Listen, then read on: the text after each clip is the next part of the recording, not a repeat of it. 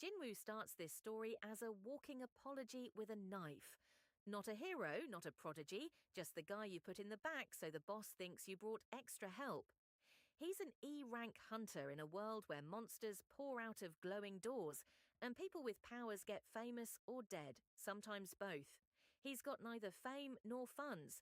He's broke, he's bruised, and he keeps showing up because his mum's in the hospital and rent doesn't pay itself. You can see it in the way he holds the blade too tight, like he's apologizing to the steel for wasting its time. That's the baseline, a life lived in lowercase. Then we get the day everything snaps. The raid starts normal bad, a mid-tier dungeon, the usual grab bag of murder statues and please don't die teamwork. But that second chamber, it's a church to pain. Stone gods staring down rules no one reads, doors locking, and hunters getting vaporized for blinking wrong. Jinwoo is immediately in over his head, but he's also the only one looking around, counting beats, whispering, "We're not dead yet if we think." He's not brave, exactly. He's cornered. Those two look the same from far away. The statues make sausage out of the party, and our guy, this E-rank extra, does the math. He starts calling orders that make him sound like he swallowed a strategy guide.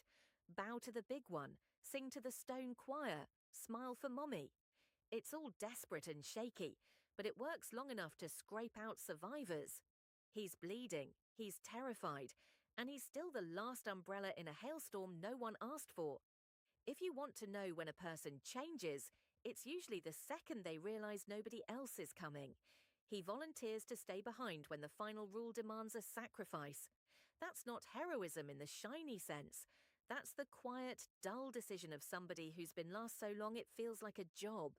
He gets skewered, of course, everything turns black, and then New Game Plus pops up in his face.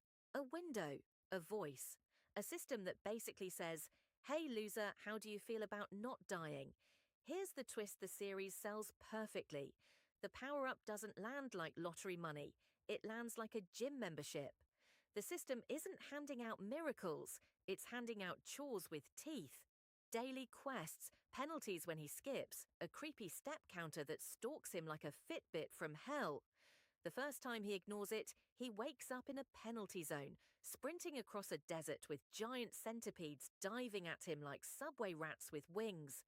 He doesn't slay a dragon, he runs for his life sobbing, then does his sit-ups like his spine owes rent.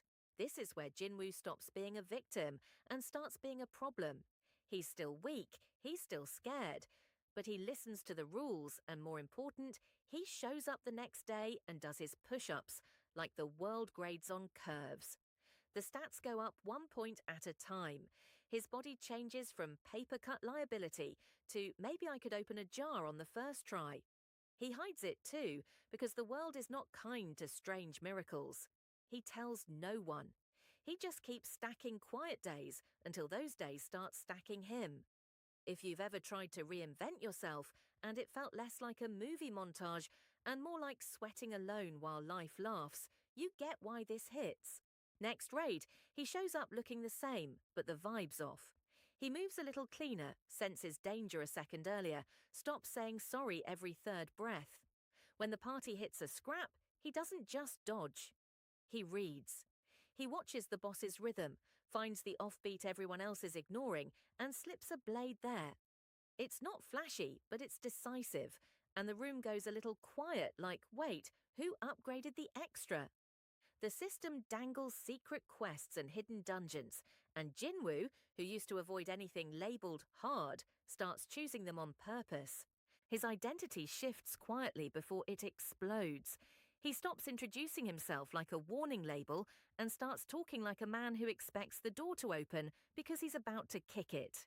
His posture changes. His eyes stay on people's faces longer. He's not mean, he's precise.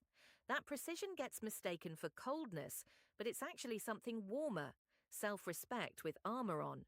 The world keeps testing that new spine. He saves people, but he also lets some people learn the hard way because he's done bleeding for folks who treat him like a spare part. The penalty zone becomes almost funny. The giant sand centipedes, the sprinting, the endless horizon. At first it's punishment, later it's a warm-up. That's what growth feels like in this story. The things that used to humiliate you become the things you casually do between real problems. He goes from counting reps out loud to forgetting he's counting at all. His face still looks like the same guy to strangers, and that's the trick. Reinvention doesn't announce itself. It shows up in small choices, in how someone ties their boots and checks their corners. So the system stops coddling him and starts dangling real bait. Not just push-ups and penalty goblins, but an instant dungeon key burning a hole in his pocket. He goes in alone, the air smelling like mold and bad decisions, and finds out the mobs don't care about his comeback arc. There's this poison slick serpent down there, fast as rumour and twice as mean, and Jinwoo fights like a guy who finally decided he'd rather bleed his way forward than shuffle back to the hospital bed with a polite smile. The fight isn't flashy so much as it's mean. It's teleport feints, blades that eat light, and a king who's learned that saving people means no one else gets to see you bleed. His father gets a moment in there too, a man who rage quit interdimensional prison just to buy his son one more second on the clock. Jinwoo picks him up afterward, like he's carrying a promise that came late, and for a guy who can't be killed, that's exactly what pain looks like. He opens that door like it might bite him, and for once, nothing does. It's just the soft hiss of oxygen, stale coffee in a paper cup, and the kind of silence you only get in rooms where people have been waiting way too long. He sets the vial down, the one he clawed out of hell with both hands, and he doesn't give a speech. He just says, "I brought you something," like it's groceries, like his voice isn't shaking harder than the world used to shake him.